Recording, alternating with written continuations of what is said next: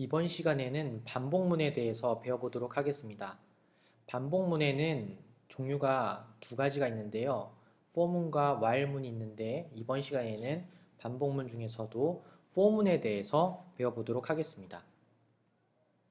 자, for문은 어떤 행위를 계속해서 반복하고 싶을 때, while문도 마찬가지지만 반복문이라는 것을 사용하는 목적은 어떤 특정 행위를 반복하고 싶을 때 한다라고 보시면 돼요. 말 그대로. 예를 들어서 어떤 더하는 행위를 계속 반복해서 하고 싶거나 아니면은 어떤 특정 연산을 계속 하고 싶거나 아니면 혹은 내가 사용자로부터 어떤 입력을 받는 행위를 계속 하고 싶거나 이렇게 계속되는 반복적인 행위를 계속하고 싶을 때 사용하는 게 반복문이고 그 중에서 오늘은 for문을 배워보도록 할 텐데요. for문의 생김새는 이렇게 생겼습니다. 자, 보시면은 가장 먼저 for를 써주고요. 그 다음에 역시나 소괄호가 옵니다. 그리고 이 소괄호 안에는 적어주는 항목이 세 가지가 있는데요. 첫 번째 오는 항목은 반복 변수에 대해서 적어주는 겁니다. 말 그대로 이 포문을 돌릴 때 사용될 변수를 초기 설정하는 부분이라고 보시면 됩니다. 기본적으로 정수형 변수 i를 많이 사용을 하는 부분입니다. 그래서 보통 int i라는 값을 많이 설정을 하고요. 그리고 i 값에다가 0이라는 값을 대입을 해서 i는 0을 초기 세팅한 상태에서 시작을 하는 게 일반적이다 라고 보시면 될 것 같아요. 그래서 반복 변수를 첫 번째 세팅을 하고 두 번째 오는 이 세미콜론 다음에 오는 두 번째 항목은 반복 조건 영역입니다. 그래서 이 포문이 계속해서 반복되려면은 얘가 이 두 번째 항목을 계속해서 확인을 합니다.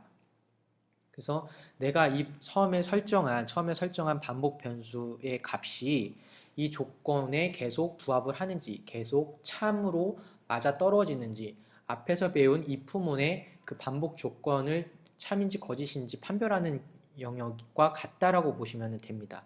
그래서 이 두 번째 항목에 대해서 이 조건을 계속 참인지 거짓인지 판별을 해서 참일 경우에만 계속 이 포문이 동작을 하게끔 하는 부분이라고 보시면 됩니다. 그리고 역시나 세미콜론이 오고요. 그 다음에 반복 후 변화. 이 세 번째 항목은 반복 후 변화에 대한 항목입니다. 이거는 말 그대로 한 번 동작을 하고 나서 그 다음 두 번째 동작이 들어가기 전에 어떠한 변화를 줄 것인지에 대해서 적어주는 부분이라고 보시면 되는데요. 만일 일반적으로 이 i의 값, 우리가 이 반복 변수 설정한 이 변수에 대해서 증가를 하거나 감소를 하거나 해서 이 조건식을 계속해서 만족을 하는지 불만족을 하는지에 대해서 변화를 주는 부분이다 라고 보시면 됩니다. 그래서 일반적으로 i 값을 증가시키는 비중이 가장 많이 차지한다 라고 보시면 되고요. 그리고 끝나는데 이제 중괄호가 옵니다. 그리고 중괄호 닫고요. 여기 영역이 포문이 실행되는 영역이다 라고 보시면 됩니다. 앞에 if문 강의할 때 제가 아직 설명을 미흡하게 한 부분이 있는데 이 조건식이 오고 반드시 중괄호가 오고 닫아줘야지 되는데요. if문이 만약에 한 줄로 끝날 경우에는 이 중괄호를 생략해도 가능하다 라는 것을 아직 설명을 안 드렸었는데 이 포문도 역시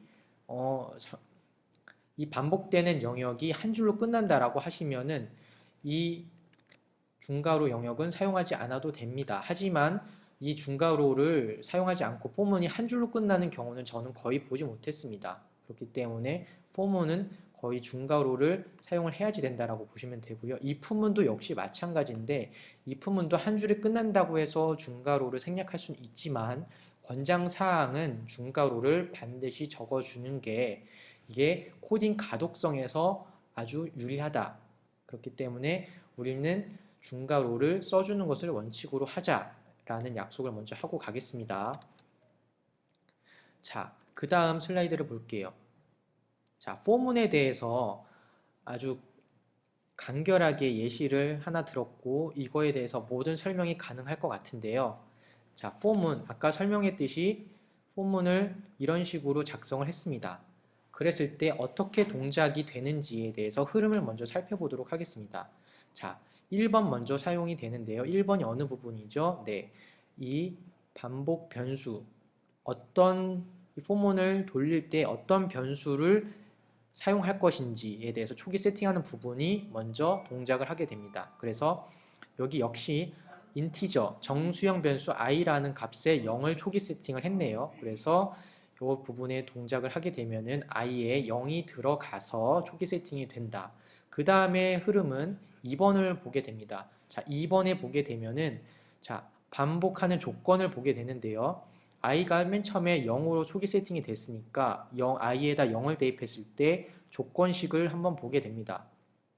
그럴 경우에 i가 3보다 작다라는 것이 참이 되는 거죠. i가 맨 처음에 0으로 설정이 됐으니까. 그래서 참이게 되면은 그 다음에 흐름은 자 3번이 갑니다. 3번은 어떻게 되는 거죠? 이 포문 안에 영역이 실제 실행이 된다라는 겁니다. 아직 4번은 판별하지도 않아요. 자 4번은 이 흐름이 끝나고 나서 동작이 되는 거기 때문에 자 그래서 i가 3보다 작다라는 게 판별이 되면은 중괄호 영역이 실행이 되는데 이 중괄호 실행이 영역은 I like Java 플러스 i라는 코딩이 되어 있네요. 소스가. 자 보면은 어떻게 될까요? i는 맨 처음에 0이 되는 거죠. 여기까지 왔을 때 i는 0입니다. 그렇기 때문에 여기가 실행이 됐었던 거죠. 그래서 I like Java까지 출력이 되고 플러스 i니까 i는 0이죠. 그러니까 I like Java 0이 출력이 되겠네요. 네. 그럴 겁니다. 그래서 한번 반복이 끝났어요. 중괄호가 닫혔죠. 끝났죠. 그럼 어디로 가게 되느냐? 여기 4번으로 가게 됩니다. 4번으로 가서 확인을 하게 되는 거죠. 이 조건 끝났을 때 어떤 변화를 줄 것인지에 대해서 변화를 줍니다. 그래서 i 뿔뿔 i 값을 1 증가시켜라. 그러니까 4번에 와서는 i가 뭐가 되는 거예요? 1 되는 겁니다. 자, i가 1 됐어요. 자, 그 다음에 어디가 실행이 된다? 자, 2번. 자, 여기에 와서 판별을 해봅니다.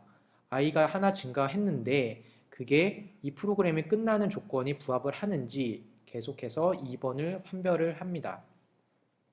자, i가 1 됐네요. 그래도 3보다 작네요. 참이게 되는 거죠. 그럴 경우에는 역시나 이 두 번째 포문이 실행이 동작하는 것이 성립이 된다라는 겁니다. 그래서 시스템 아웃 프린트 ln 이 부분이 동작이 됩니다.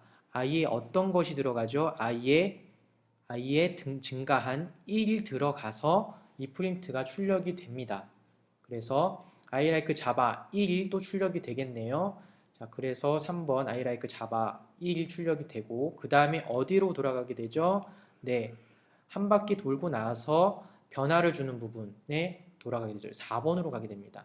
4번으로 가게 되면 어떻게 되죠? I 값이 1 증가가 되게 됩니다. 그래서 I 뿔뿔이 되고 그래서 I 값이 1 증가가 되니까 I 값은 여기서는 뭐가 되죠?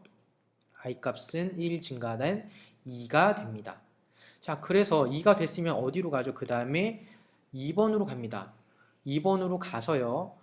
i가 2가 됐는데 3보다 작다라는 조건이 참이 되는지 거짓이 되는지 판별을 하게 됩니다.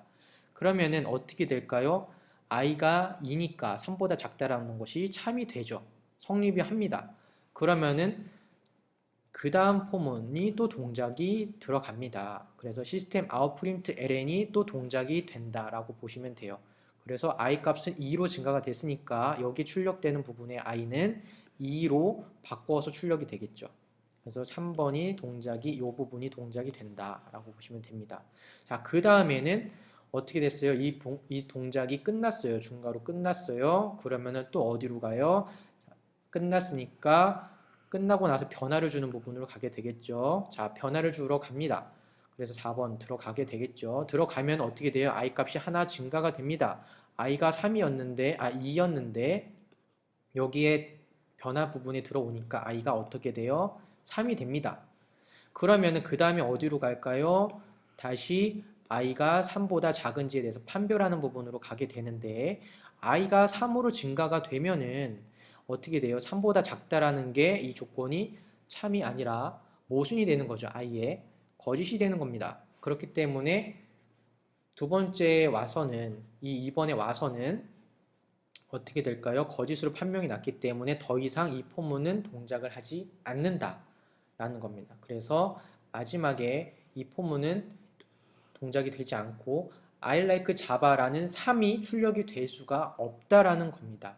그래서 i가 3이 되는 경우에 바로 이 포문은 종료가 되고 모든 프로그램이 종료가 될 겁니다.